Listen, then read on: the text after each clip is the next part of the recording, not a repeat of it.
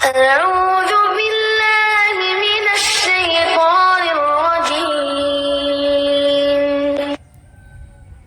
Al-Kahfi itu memiliki pelajaran yang istimewa. Soal nanti kita pelajari lebih serius di ketemu harinya nanti. Dan Al-Kahfi ternyata turun di masa sangat sulit. Nabi SAW baru mengalami masa sangat sulit.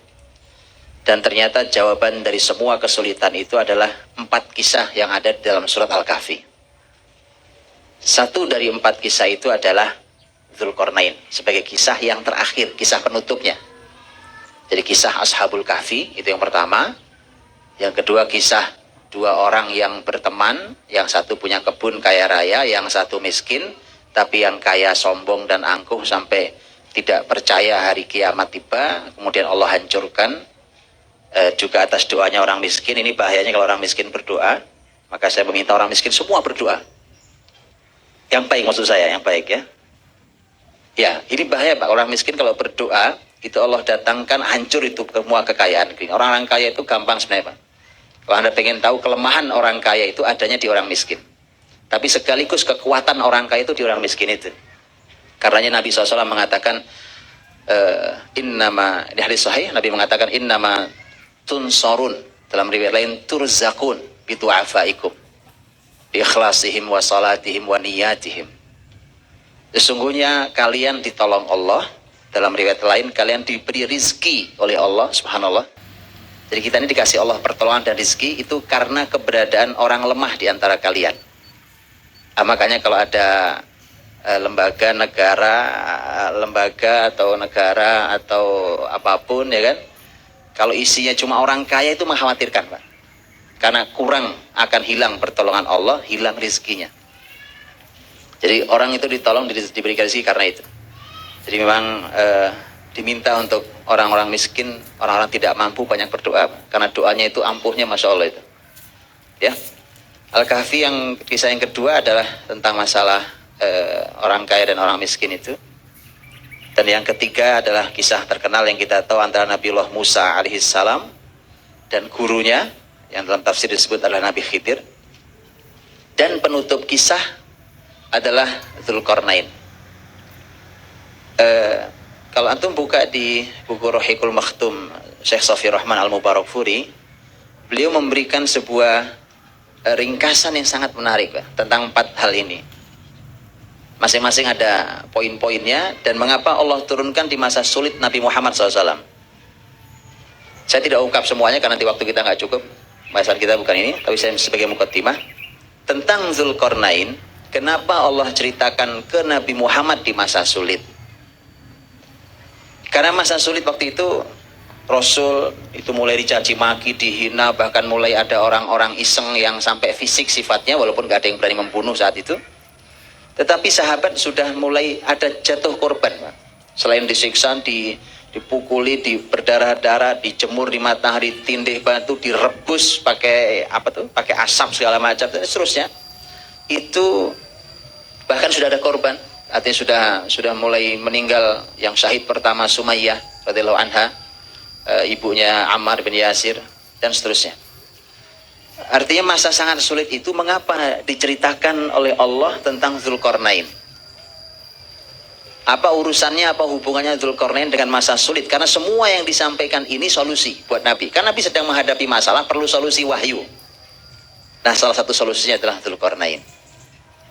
Menurut Syekh Safi Rahman Al-Mubarakfuri di buku Rohiqul Makhtum itu, ternyata kisah Dzulqarnain itu untuk menyampaikan ke Rasul Muhammad SAW, kamu sekarang memang sulit Muhammad, tapi suatu hari kau akan seperti Dzulqarnain, yang kekuasaanmu dari timur hingga barat bumi ini. Kekuasaan, jadi artinya Allah sudah tunjukkan itu. Ini ada hambaku yang seperti ini, dan kelak kekuasaanmu akan dari timur sampai barat. Itu Nabi sampaikan. Bahkan nanti benar-benar sebagaimana kalimat Nabi SAW ketika Nabi mengatakan innallaha zawaliyal ard. Sesungguhnya Allah Subhanahu wa taala, kata Nabi, sesungguhnya Allah Subhanahu wa taala pernah melipat bumi untukku. Jadi bumi itu dikecilkan sama Allah gitu Pak. Fara'aitu masyariqaha wa magharibaha. Aku bisa melihat barat dan timurnya bumi. Nabi Muhammad belum pernah keliling sampai ke Indonesia, kan belum pernah juga ya. Tidak ada hadisnya masalahnya gitu. Tidak ada. Jadi, tapi Nabi sudah pernah lihat timur sampai barat bumi. Jadi nggak usah khawatir, Pak. Indonesia sudah kelihatan oleh Nabi SAW. Nggak ada masalah. Timur sampai barat sudah dilihat Nabi SAW. Wa inna mulka ummati, dan sesungguhnya kerajaan umatku la yablughu masyariqaha wa magharibaha. Kerajaan umatku ini pasti akan sampai ke timur sampai barat. Dan kejadian. Sebutlah timur di sebelah mana, barat di sebelah mana. Baik, di situ ada muslimin di sana. Bahkan muslimin pernah punya kerajaan besar di tempat itu. Karena itulah maka benar. Ini surat yang turunnya jauh, masa-masa Nabi masih di Mekah dan masa-masa Nabi masih sangat sulit. Nah, ada sebabun nuzul khusus tentang Dzulqarnain. Sebelum kita masuk kisah Dzulqarnain, karena ini berhubungan erat dengan kita semuanya, ada sebabun nuzul khusus untuk Dzulqarnain. Seperti yang saya katakan kemarin bahwa orang-orang musyrik Quraisy karena tidak punya ilmu tapi pengen ngotot melawan muslimin. Nah, ini ada nih Pak, ada jenis masyarakat ya yang ilmunya tidak cukup untuk melawan muslimin, karena muslimin itu ilmunya banyak sekali, maka tetap ngotot pengen ngelawan. Dan dia tahu kalau melawan mesti kalah karena nggak ada ilmunya, maka dia minta bantuan orang yang berilmu. Itu bahayanya orang berilmu, Pak. Itu bisa dibayar untuk memberikan dalil untuk menyerang Islam. Zaman dahulu yang kepentingannya ketemu adalah Yahudi. Seperti kisah kemarin, surat Yusuf. Orang-orang Yahudi itu yang memberikan bekal banyak kepada orang-orang Quraisy untuk menyerang Muhammad Sallallahu Alaihi Wasallam dari sisi ilmu. Karena yang punya ilmu itu Yahudi. Makanya kenapa mereka dimurkai Allah. Ilmunya punya tapi tetap ingkar.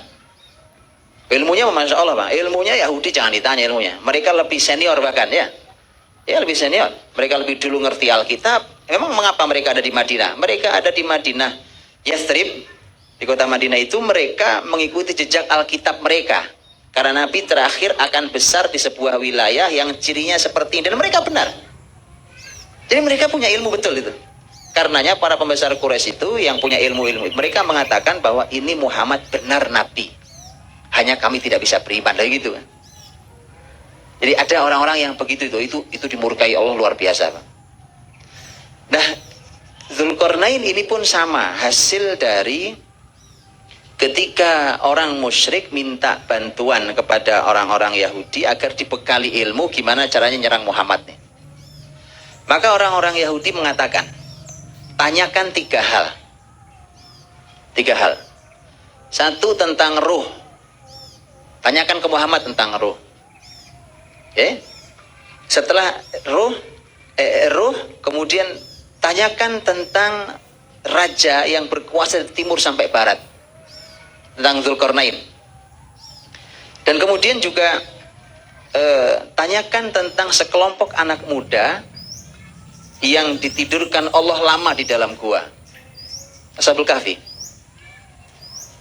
Tiga hal ini oleh orang-orang Yahudi dibekalkan ke orang-orang Quraisy, dibekalkan supaya tanyakan ke Muhammad.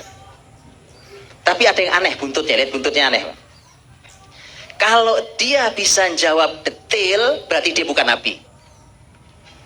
Aneh toh? Aneh Pak. Bayangan antum kan tadi gimana? Dia kalau bisa jawab detail berarti dia Nabi. Enggak, justru orang Yahudi. Ini jahatnya mereka Pak. Jadi mereka tuh ngerti betul seluk-beluk detailnya. Ada pertanyaan-pertanyaan yang Yahudi mengatakan kalau Muhammad bisa jawab dia Nabi. Itu ada yang begitu. Tapi yang 3 poin ini dikatakan kalau Muhammad bisa jawab detail dia bukan Nabi. Kenapa? Karena ini kisah Yahudi sendiri tidak tahu banyak Pak. Padahal mereka yang menguasai Alkitab. Kami saya tidak tahu banyak. Apalagi orang Arab. Muhammad orang Arab. Orang Arab lebih tidak ngerti. Kan kemarin saya katakan Nabi Yusuf saja, kisah Nabi Yusuf itu orang Arab tidak mengerti. Mereka tidak pernah tahu. Yang tahu adalah orang-orang Alkitab, orang Yahudi. Apalagi ini adalah Nabi Yusuf anaknya Israel, anaknya Nabi Ya'qub alaihissalam. Jadi 3 poin ini kalau Muhammad jawabnya detail berarti dia bukan Nabi. Nah ini rahasianya Bapak Ibu. mengapa 3 kisah ini banyak tidak detailnya. Banyak gak detailnya. Jadi kemudian kenapa ya Pak banyak gak detail dan bahkan tidak terjawab sampai hari ini. Banyak yang tidak terjawab sampai hari ini. Kalau bicara tentang ruh jelas Pak. Ketika dan Quran juga membuka dengan yas'alunak, mereka bertanya kepada mu'anir ruh. Nabi Muhammad disuruh jawab. Bahkan ini juga Pak, menarik ya. Jadi Nabi itu ini teladan buat kita Pak. Kalau ada pertanyaan dan Nabi tidak bisa jawab, jangan dipaksain jawab. Gak usah sok tahu, ya kan? Udah diem aja dan katakan saya tidak tahu. Nabi Muhammad tidak mungkin jawab ngarang apalagi tentang ruh Pak. Ruh itu teknologi apa hari ini bisa membaca ruh? Yang bisa mengkaji tentang ruh? Nggak ada orang yang sebut zaman canggih hari ini. Ruh nggak ngerti sampai sekarang Pak, ruh itu gimana? Makanya sampai Nabi pun juga nunggu wahyu dulu. Saya tidak tahu jawabannya. Qul Muhammad, nah ketemu ayatnya, dijawab oleh Allah dalam ayat turun. Qulir ruhu min amri rabbi. Katakan Muhammad, ruh itu urusan Allah SWT. Udah. Artinya nggak tahu banyak. Muhammad nggak tahu banyak, maka ternyata ini benar Nabi, kan? Karena nggak detail jawabannya. Urusan ruh, urusan Robku. Wa ma utitum minal ilmi illa qalila. Kalian tidak diberi ilmu kecuali sedikit. Tentang ruh. Coba antum lihat tentang Ashabul Kahfi. Anak muda yang ngumpet di gua itu. Ada yang tidak jelas. Bahkan Quran mengungkapkan di surah Al-Kahfi kan. Diungkapkan tentang bagaimana perbedaan pendapat tentang berapa jumlah mereka sebenarnya. Mereka mengatakan sayaquluna salasatu rabi'uhum kalbuhum, ya? Ayat berapa itu? Ayat 22.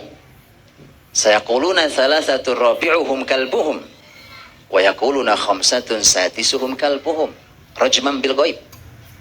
Mereka berkata jumlah Ashabul Kahfi itu anak-anak muda yang ngumpet itu ada 3, 4 sama anjingnya. Wah, dia bilang, oh enggak, jumlahnya 5, 6 sama anjingnya. Kata Allah itu tebak-tebakan. Rajman bil ghaib. Itu tebak-tebakan terhadap hal yang ghaib. Ada pendapat yang ketiga, wa yaquluna sab'atu wa thaminuhum kalbuhum. Ada yang berkata, oh jumlahnya 7 dan yang ke-8 adalah anjingnya. Jadi memang sampai Ashabul Kahfi pun juga nggak jelas, Pak. Tidak dijelaskan Allah ini sebenarnya berapa jumlahnya mereka ini. Walaupun setelah itu ayatnya mengatakan Qur rabbi a'lamu bi'iddatihim ma ya'lamuhum illa qalil. Udah katakan aja Muhammad. Kan tidak sulit buat Allah untuk mengatakan Muhammad yang benar sekian. Tapi tidak. Ini dijadikan sebagai sebuah pemicu agar orang beriman mau berpikir. Katakan Muhammad, yang lebih tahu jumlahnya adalah Allah dan sedikit orang yang tahu tentang berapa jumlah mereka. Jadi ternyata Allah yang lebih tahu dan yang tahu jumlah mereka sebenarnya 3, 4 anjingnya, 5, 6 anjingnya atau 4, 5 anjing dan seterusnya. 3 pendapat itu mana yang lebih benar? Itu ternyata Allah yang lebih tahu dan ada sekelompok orang yang jumlahnya sedikit yang lebih tahu. Dan juga tahu berapa jumlah mereka sebenarnya. Dan Abdullah bin Abbas radhiyallahu anhu berkata, saya termasuk yang sedikit. Jadi Abdullah bin Abbas tahu jumlahnya. Dari 3 pendapat itu, mana yang benar, Abdullah bin Abbas radhiyallahu anhu sebagai pakar tafsir tahu. Artinya tidak jelas, ada ketidakjelasan tentang berinformasi. Tentang Dzulqarnain, lebih banyak lagi yang tidak jelas. Sampai hari ini, Pak, saya itu sudah banyak sekali membaca, mencoba mendengarkan banyak sekali ceramah, analisa ulama, ilmuwan tentang Dzulqarnain, terutama yang paling bikin penasaran itu adalah tembok yang dibangun itu di mana, bentengnya itu sebelah mana. Itu sudah berbagai macam teori, Pak. Bahkan ada yang sudah terbang ke sana ke sini sekarang ini, Pak. Bahkan ditunjukkan videonya segala macam tuh. Tapi semua masih meragukan. Coba ya kan tuh. Tapi Yahudi mengatakan Muhammad benar itu. Jadi ketidakdetailan itu ternyata bukti kenabian. Hal yang kurang lebih mirip adalah ketika umat Muhammad SAW ini diharuskan berilmu, pandai membaca, tapi nabinya nggak bisa baca. Antum tahu sebabnya kan? Apa sebabnya? Hah? Apa sebabnya? Umat Muhammad tidak boleh buta huruf, Pak. Iqra itu ayat pertama, tidak boleh buta huruf. Tapi nabinya tetap buta huruf. Aneh kan? Masih aneh. Ini masih aneh sekali. Karena tidak mungkin kalau urusan keteladanan Nabi Muhammad harus nomor satu. Jadi kalau umatnya bisa baca, nabinya harus paling ahli membaca. Tapi ternyata tidak. Kalau tidak, berarti Allah menyimpan hikmah besar di baliknya. Tahu sebabnya? Ya, karena nabi terakhir yang tercatat di Taurat dan Injil adalah Rasul Nabi yang ummi. Rasul dan Nabi yang ummi. Nabi Muhammad SAW tercatat di Taurat dan Injil bahwa Nabi yang terakhir itu ummi, tidak bisa baca. Itu pun diabadikan dalam Quran. Alladzina yattabi'una ar-rasulan nabiyyal ummi alladzi yajidunahu maktuban, yang tertulis. Alladzina yajidunahu maktuban indahum fit Taurah wal Injil. Jadi Taurat di Injil itu Nabi Muhammad ditulis memang ummi, tidak bisa baca tulis. Nah, kalau Nabi Muhammad bisa baca tulis bukan nabi berarti dia. Jadi memang ada poin-poin yang tertentukan khusus untuk Nabi SAW. Kembali, Dzulqarnain itu banyak sekali yang tidak jelas. Sampai hari ini, Pak, saya sudah banyak baca buku tentang Dzulqarnain segala macam, sudah lama saya baca itu, tidak pernah ada yang meyakinkan. Setiap datang teori baru meyakinkan, itu dibantah oleh ilmuwan berikutnya. Itu bisa bayangkan itu, Pak. Banyak sekali tentang siapa Dzulqarnain saja tuh beda pendapat banyak yang dari dulu sampai hari ini. Bacalah tafsir manapun dari dulu sampai hari ini. Tapi para ulama terus mencoba beristihad dan seterusnya. Ya, itu adalah wilayah para ulama. Bicara Dzulqarnain siapa? Bicara yang dihadapi nanti di antaranya Ya'juj dan Ma'juj siapa? Negeri tempat matahari terbit, matahari terbenam itu di sebelah mana? Negeri tempat matahari terbit yang dikunjungi oleh Dzulqarnain itu di mana? Negeri tempat dibangunnya benteng itu di mana? Benteng itu sekarang ada di mana? Semua tidak jelas. Sampai hari ini tidak jelas. Tapi itu benar adanya. Dan di hari akhir akan ditunjukkan Allah, bukan? Karena Ya'juj Ma'juj adalah tanda akhir zaman. Dan benteng itu pun menjadi tanda keluarnya Ya'juj dan Ma'juj. Begitu rontok benteng itu rata dengan tanah, maka Ya'juj Ma'juj itu keluar dan merusak di bumi. Untuk itu, ini ketidakjelasan ini justru bukti bahwa Nabi Muhammad SAW benar seorang Nabi. Tentang nama umpamanya, nama Dzulqarnain. Nama Dzulqarnain atau siapa sebenarnya Dzulqarnain? Kalau Dzulqarnain itu, apakah dia nama, apakah dia gelar, itu raja sebenarnya siapa? Itu pendapat banyak ya, sudah gak karuan, Pak. Dan masing-masing membawakan bukti. Dari mulai Iskandar Makedoni, Iskandar yang Agung, ya. Iskandar yang Agung. Kalau itu sudah dibantah oleh banyak ilmuwan, termasuk Ibnu Taimiyah. Iskandar yang Agung itu tidak mungkin muridnya Aristoteles. Tidak mungkin dia, karena dia musyrik. Karena dia musyrik. Kalau yang disebutkan tentang Dzulqarnain jelas-jelas dia orang beriman. Dan banyak sekali kalimatnya. Tidak mungkin dia. Tapi pendapatnya masih ada yang ambil pendapat itu. Dan masih ada yang ambil pendapat itu. Ada yang mengatakan, oh ini Raja Persia, namanya Khorus, dia Raja Persia. Oh ini Raja di Cina. Disebutkan namanya, saya nggak tahu gimana cara bacanya itu. Raja Cina. Oh ini Raja Cina. Bahkan ada yang mengatakan, Dzulqarnain itu orang beriman yang ada di istana Firaun, saudara Firaun, dan kelak dialah yang menjadi orang yang kemudian besar dan dia memimpin bumi itu. Dan seterusnya dan seterusnya. Ya, negerinya itu di sebelah mana juga, perdebatannya panjang sekali, Pak. Panjang sekali. Ini bukti sepanjang zaman bahwa Nabi Muhammad adalah Nabi. Alhamdulillahilladzi anzala ala 'abdihi al-kitaba wa lam yaj'al lahu 'iwaja qayyiman liyunzira ba'san shadidan min ladunhu wa yubashshira المؤمنين الذين يعملون الصالحات أن لهم أجرا حسنا ماكثين فيه أبدا وينذر الذين قالوا اتخذ الله ولدا ما لهم به من علم ولا لآبائهم كبرت كلمة تخرج من أفواههم إن يقولون إلا كذبا فلعلك باخع نفسك على آثارهم إن لم يؤمنوا بهذا الحديث أسفا إنا جعلنا ما على الأرض زينة لها لنبلوهم أيهم أحسن عملا